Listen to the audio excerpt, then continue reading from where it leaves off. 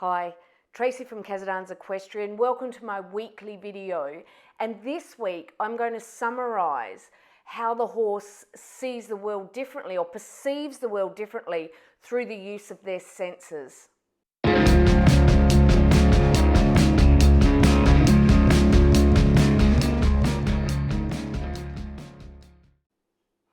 I feel like it's really important that as horse owners we all know how the horse sees the world through their senses.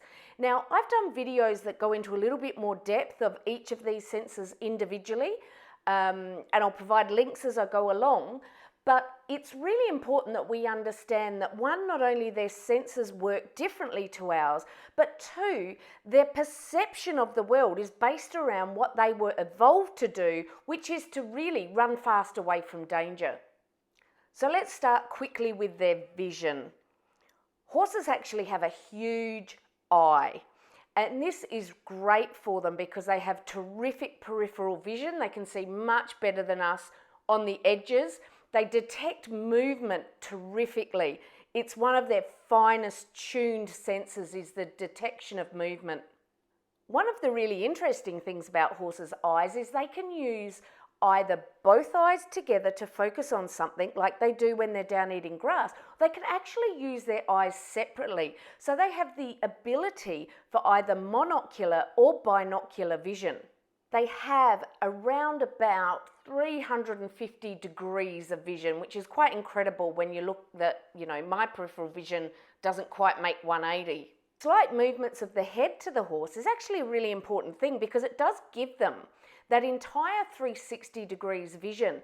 And we really need to remember that at times when we're asking horses to navigate obstacles, either around, over, under, or anything. Sometimes if you're hitting one of their blind spots, they will really feel the need to slightly move their head to so that their vision is not impaired.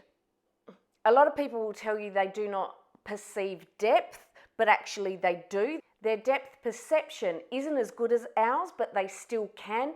And this is the same as colour. Horses do see in colour. It's just a different range of colour, and it's quite different to how we experience colour vision. You can see that the evolution of their eyesight, it was clearly much more important to this detection of movement is so finely tuned. So these other things aren't quite as good as ours, but remember that detection of movement is incredible. In bright light, a horse can see just as well as us, but one of the differences here is that they can actually see as well as a cat in dark light. One of the issues that we face as riders is their adaptation from bright to dark or dark to light. A horse can actually take up to 20 to 25 minutes to actually adjust their eyesight and their vision for this. So I wonder how many riders allow for this when they're going out from a bright sunny day into an indoor arena to work their horse. Making allowances for this adaptation of vision could be very, very important. Okay, what about their hearing? Again, one of the things that's really interesting is that the horse can move their ears completely separately. Wherever their ears are facing is normally where their attention is at. You will quite often notice a horse in an arena with one ear forward and one ear back on its rider because it's trying to split its attention and it doesn't quite know who to listen for. They can hear higher frequencies than we can hear. So an approaching siren, etc., they're going to hear a lot clearer and a lot earlier than we will, but some of our very low registers that we can hear in our ears, they cannot hear. Although they can hear a noise from about 4 kilometres away, for example, if a horse that they know or one of their buddies is up to 4 kilometres away and calls, you will notice your horse call back. You may not hear the initial call, but they certainly do. The thing that's important about hearing is it is such a reliable tool for the horse for recognition. This means our voice in training is a terrific tool, but what we need to remember to do with our voice is keep it consistent and soft. If the noise is too loud, too close to a horse, they will sometimes even pin their ears down or move them away to not hear that noise.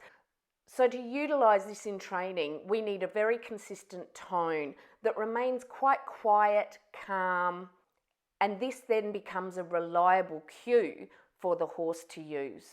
And now on to taste. A horse's tongue is about 40 centimetres long and weighs about 1.2 kilos and is about 6 centimetres wide. That's a great area for taste buds to live in. Now, when I say this is obviously an average horse, and when I say average horse, I'm normally looking at a 15 to 16 hand horse that weighs about 500 kilograms.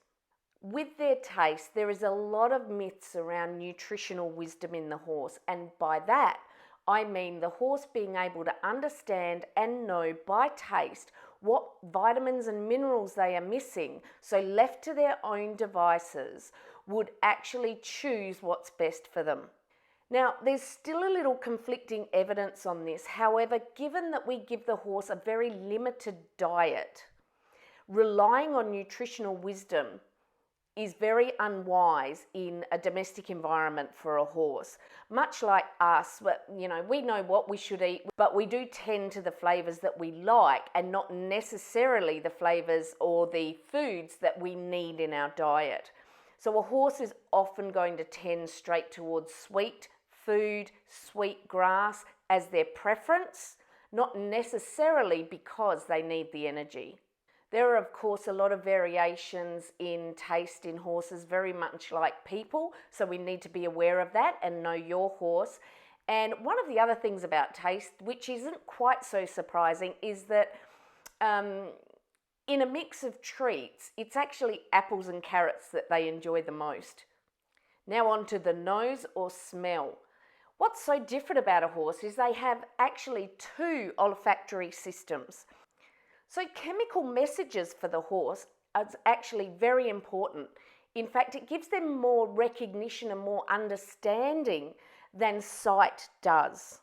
Their sense of smell is nearly as good as a dog. And given what we use dogs and their nose for, that's a fairly impressive range of smell capacity. When you see a horse curl its top lip up, that's called the fleming response. A horse does this to actually direct air into the second olfactory system. And now this is a little bit more intense, and it's predominantly used to recognise sex pheromones. So you will notice the stallion doing that around mares to check how close they are to standing or being in season. But they'll also do this to strong or very unfamiliar odours.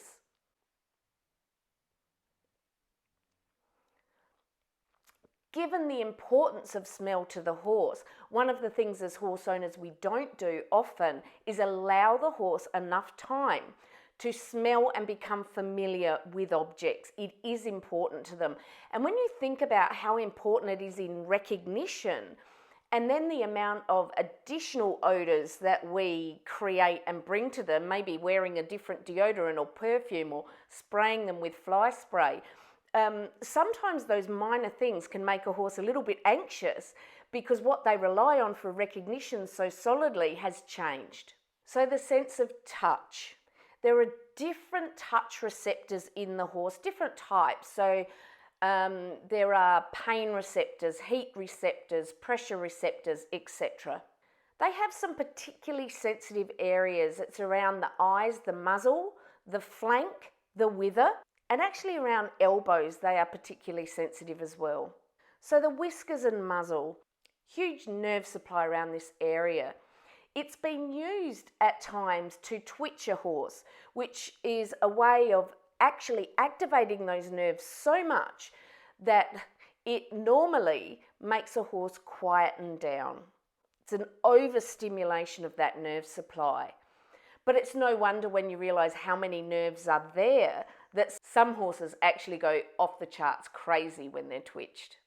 The whiskers are really important to a horse for touch. It allows them to know how far away they are from things, and it's thought that they can actually even sense sound vibrations through their whiskers. So what do we need to know about that? Please don't shave them off so that their muzzle looks prettier. So we use the most sensitive areas on a horse for control. So we owe it to the horse to be very, very sensible and responsible when we use these areas to control them. And also, if we overstimulate and overuse them, we will dull down the receptors in this area, which only need us to apply stronger aids, stronger leg, stronger bridle, stronger bit. And this is something we definitely do not want to do in training horses. So to sum this up, horses do see the world differently, they smell the world differently, they taste, feel, touch differently. And this all ties into their perception of the world. But their perception is based around how the brain then interprets the messages from these senses. Remembering that the horse was evolved to run fast from predators, even that perception and the cognitive process of what to do with that information is quite different to ours. So if you don't understand what the horse can see, hear, smell, taste and touch, and the fact that they will have some different brain processes involved in how this is interpreted to them, then you're quite likely to misinterpret some of your horse's behaviour. And maybe if you're in a position where you're worried about danger, best thing for you to do is rely on your horse's senses rather than your own. If you want any more information, a bit more detailed information about any of those senses, go and have a look at my playlist on the horse's senses. I'll goes into a lot more detail there. But until next week, see you later. I hope you've enjoyed the video. Again, please don't forget to subscribe, like, and share this video around as much as you like. Thanks, and I'll see you next week.